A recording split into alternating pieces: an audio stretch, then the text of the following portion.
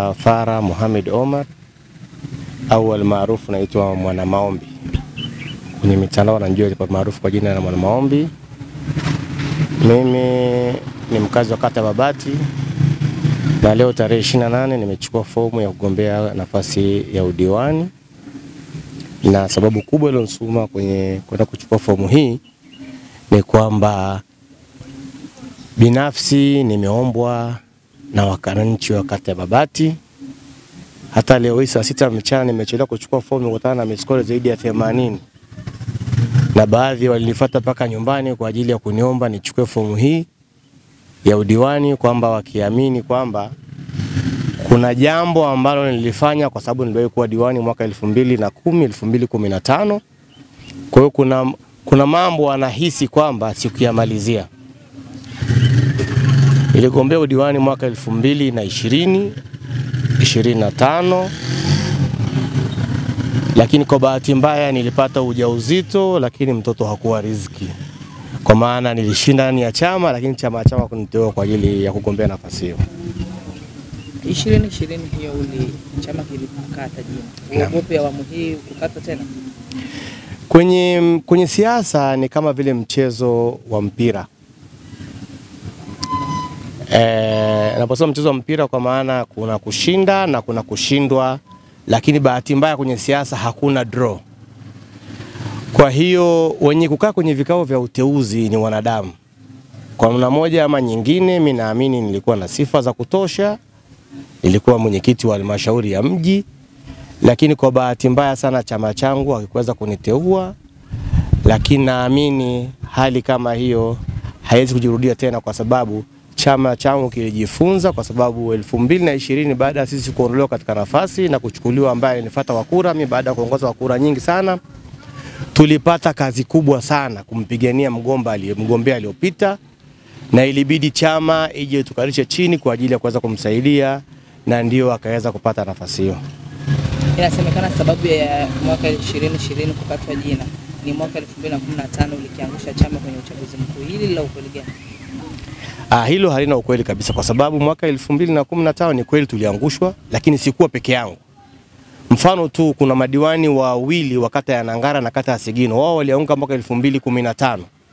Lakini 2020 waliteuliwa na chama na walishinda.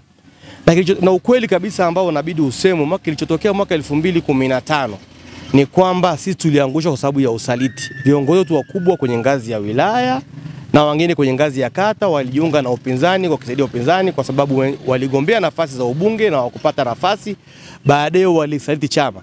Na ushahidi upo, kwa sababu chama kilishawachukulia hatua na wengine walishaondolewa ndani ya chama na wengine walinyang'anywa na nyadhifa zao. Kwa hiyo si kweli kabisa kwamba mimi ndo nilikiangusha chama. Chama kiliangua kutokana na usaliti mkubwa uliofanywa ndani ya chama chenyewe, na ushahidi ule ulipelekea baadhi ya viongozi wakubwa wa chama kuondolewa kwenye nafasi zao. Na unajua ndugu yangu, kwenye chama kama nilivyosema mwanzoni, siasa ni kama mchezo wa mpira.